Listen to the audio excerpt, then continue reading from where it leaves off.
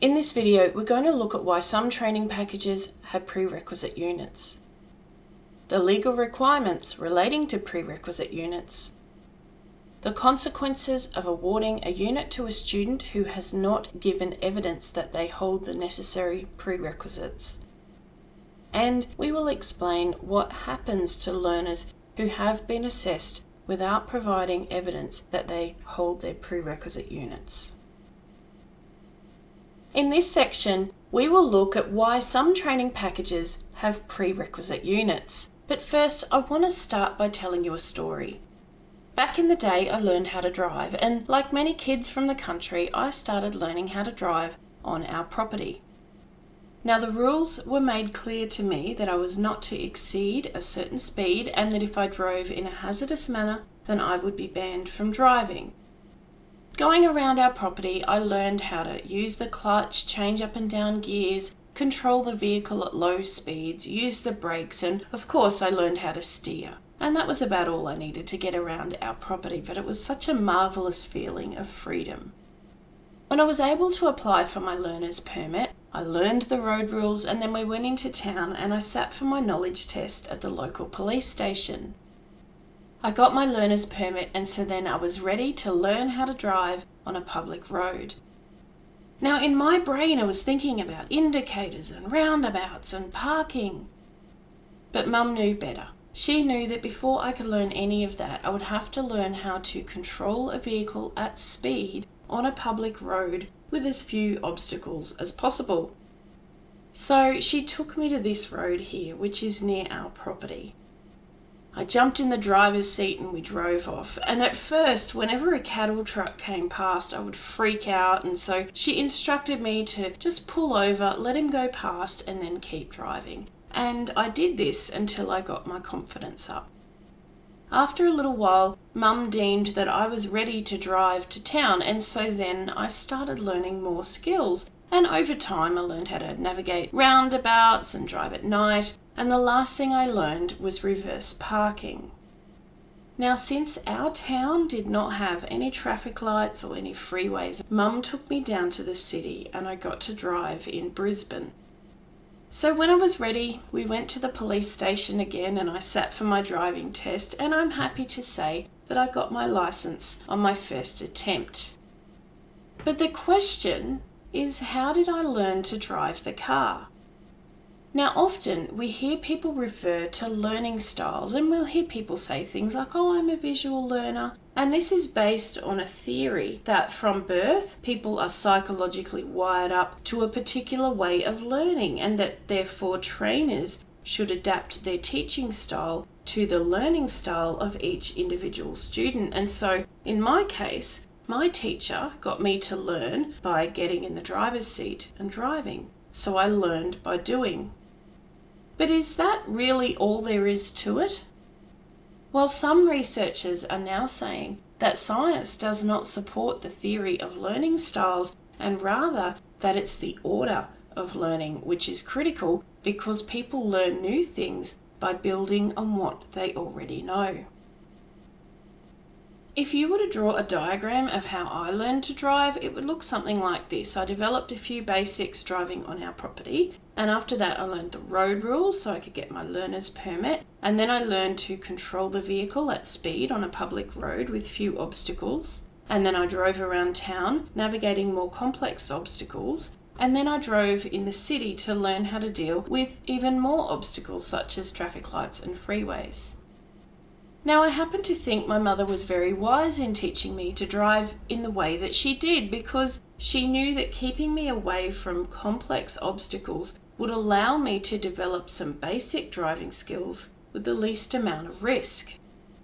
But going back to this idea that humans learn new things by building on what they already know, let's just put safety aside for one moment. Let's imagine that instead of using a cautious approach, my mum had instead thrown caution to the wind, just put me into the driver's seat for the first time on a busy street. Now, I would still have eventually learned how to drive, but there was also a good possibility that I might have crashed the car in the process. But here's the thing. even if I had crashed the car, then I would have learned from that too. I would have learned that there's a lot of risk involved with operating a vehicle. The reason I would have learned from crashing the car is because when we experience something new, our brain responds by reorganizing itself to create new neural pathways. Our brain connects this new information back to information that it already holds from things that we've experienced in the past. This is called neuroplasticity. Information travels along these pathways in our brain, and so therefore the more frequently we experience something, the more well-trodden that path becomes. And so perhaps this explains that old saying that practice makes perfect. In any event, the point here is that science is showing that we learn new things by connecting with information that we already have, by building on the skills and knowledge that we already hold. Here's the thing. This is not a new idea. My grandparents had a really simple way of saying this. They used to tell me that you must learn how to crawl before you can learn how to walk. And when you put it like that, it's really quite simple. And this simple yet fundamental concept underpins one of our current training laws. In Australia, when our training packages are being developed by industry experts, sometimes those experts decide that before a student can be awarded a particular unit of competency, they must first be deemed competent in one or more other units. And these other units are called prerequisite units. So let's have a look at an example. The unit is PUA SAR 022, participate in a rescue operation. The application explains how the unit addresses the skill and knowledge required to participate in rescue operations as a member of a rescue team in various industries. Underneath the application, the training package states that prior to being marked off for the rescue operation unit, it is essential to hold the prerequisite unit, provide first aid.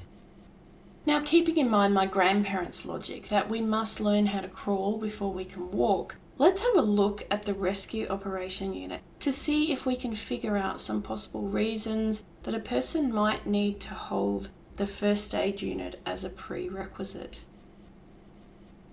Performance criteria 2.6 says casualties at scene are identified, reported to supervisor, and action is taken as directed.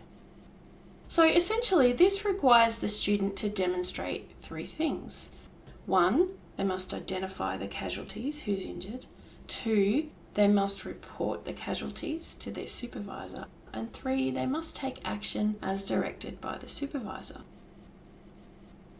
For step 1, where they must identify who is injured, well, that's a skill that was learned back in the first aid unit in performance criteria 1.3. Assess a casualty and recognize the need for a first aid response. And then step 3, to take action as directed by the supervisor.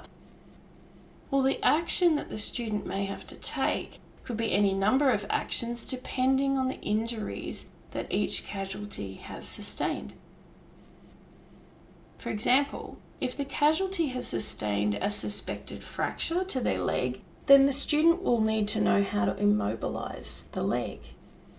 And that task is part of the performance evidence required in the first aid unit. From this example, you can start to understand why the authors of the rescue operation unit want students to get their first aid unit first. Remember, humans learn new things by building on the skills and knowledge that they already have. Or to put it more simply, you must learn how to crawl before you can walk. In this section, we will look at the legal requirements relating to prerequisite units. In 2018, the federal regulator issued a statement about prerequisite units. The regulator said that whilst RTOs may enrol students in a unit without evidence that the student holds the prerequisite units, the RTO must not award the unit until it gets that acceptable evidence from the student that they hold all prerequisites listed in the training package. The regulator stated there are only two acceptable forms of evidence that RTOs can accept. Number one, a statement of attainment for the unit, or number two, an authenticated vet transcript issued by the USI registry. The regulator also stated that the following forms of evidence are not acceptable. Number one, a non-AQF certification document such as a license or a construction white card. And number two, a non-authenticated vet transcript.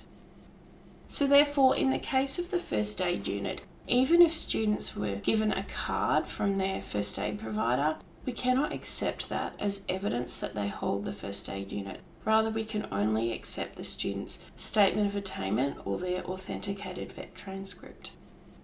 Before we move on to the next section, please note that you can check if a unit has any prerequisites by looking at training.gov.au. We also list these prerequisites in our TAS, so if we go back to that TAS from Module 2, the prerequisites are written in red. In this section, we will look at the consequences of awarding a unit to a student who has not provided evidence that they hold the necessary prerequisite units.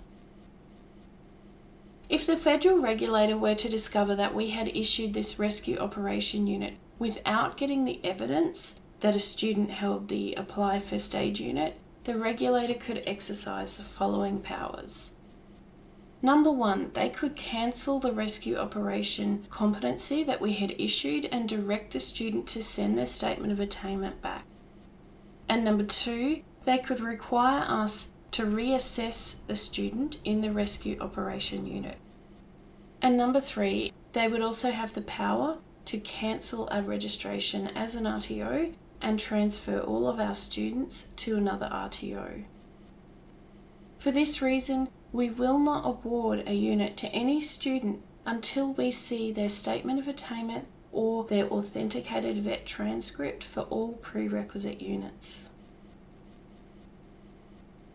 In this section, we will explain what happens when we receive assessments for a student, but we do not have evidence that the student holds the prerequisite units. Sometimes we do receive assessments for a student without evidence that they hold the necessary prerequisites. And since we cannot yet legally issue their statement of attainment, then we have to contact the trainer to ask that they send through the student's evidence. And then once we receive the evidence, we check that the prerequisites are dated prior to the date that the student's assessments were signed off. And provided that the prerequisites are dated prior to the assessments, we issue this statement of attainment for the new unit. Sometimes, however, we receive statements of attainment where the prerequisites have been awarded after the date that the student was assessed and deemed competent in their new units. As an RTO, this really puts us in a bind. On the one hand, we cannot award the new unit because if we did this, we could lose our registration as an RTO and the student's statement of attainment could get cancelled. But on the other hand, the student has put in all that effort and they've been assessed as competent, and so we don't want to turn the student away. We provide safety training because we want to help make workplaces safer, but we also don't want to breach the training laws. So therefore, the only remedy available to us to help the student in this situation is to reassess the student in the new unit so that their assessments are signed off after their prerequisite units. And that requires an RPL process. RPL, recognition of prior learning, is an assessment-only process where a person's prior experience is formally recognised into a unit of competency. RPL is a new assessment process which will take time, and this could be quite inconvenient for the assessor, for the student, and for their employer. RPL does not just take up the student's time and the assessor's time. For our staff at performance training, this process takes up a lot of administration time to complete paperwork, send emails, chase people up on the phone, and so forth and so on. Now we know that we work in safety training for the right reasons because we are committed to improving safety and we want to see workers empowered with the knowledge and skills to help keep them safe at work. However, even though we are incredibly committed to our students, the reality is that repeatedly absorbing these RPL costs on a large scale is simply not sustainable for us as an organisation. And so for these reasons, in situations where a student's assessments come through to us from a third-party provider without evidence that the student holds the necessary prerequisite units, we will pass some of the cost back to the third-party provider in the form of a fee for processing the paperwork involved with this RPL situation for a student who has already been assessed as competent in the past. The key to avoiding this problem is to put some processes in place to prevent learners from being assessed until they have given evidence that they hold the necessary prerequisite units. Make it clear in the information given to prospective students that there are prerequisite units, and the student cannot be assessed until they have provided sufficient evidence that they hold the prerequisite units. If there would be any cost involved with delaying assessment, then make sure those costs are outlined to the student prior to enrolment. Screen all prospective students at enrolment to check that they have the prerequisite units and scan in a copy of their statement of attainment with their enrolment application form. If a decision is made to accept an application from a student who has not yet supplied their evidence, then make it abundantly clear to the student in writing and verbally that whilst they may participate in training, they will not be assessed until they provide their statement of attainment. And if there are any costs involved with delaying assessment, then remind the student of this as well. And the most important thing is prior to assessing students, check that they have provided evidence that they hold the prerequisite units. And if they have not yet provided that evidence, then tell them that they cannot be assessed until they provide it. In this module, we've looked at the simple yet fundamental concept of how we must learn to crawl before we can walk, because human beings learn new things by building on the skills and knowledge that they already have. We explained that under the Australian training laws, an RTO must not award a unit of competency until it receives sufficient evidence that the student already holds any prerequisite units that are listed in the training package. There are only two acceptable forms of evidence that a student already holds prerequisite units, and these are a statement of attainment or an authenticated vet transcript issued by the USI registry. Prerequisite units are listed on training.gov.au, and we also highlight them in red in our TAS. You must not assess students until you receive their statement of attainment for any prerequisite units. Make sure that steps are put into place to prevent this from happening. If a student is signed off in a unit before they have obtained their prerequisite units, then a fee will be charged to the third-party provider to help cover some of the costs of processing this RPL. If you have any questions about prerequisite units or screening students, please contact us.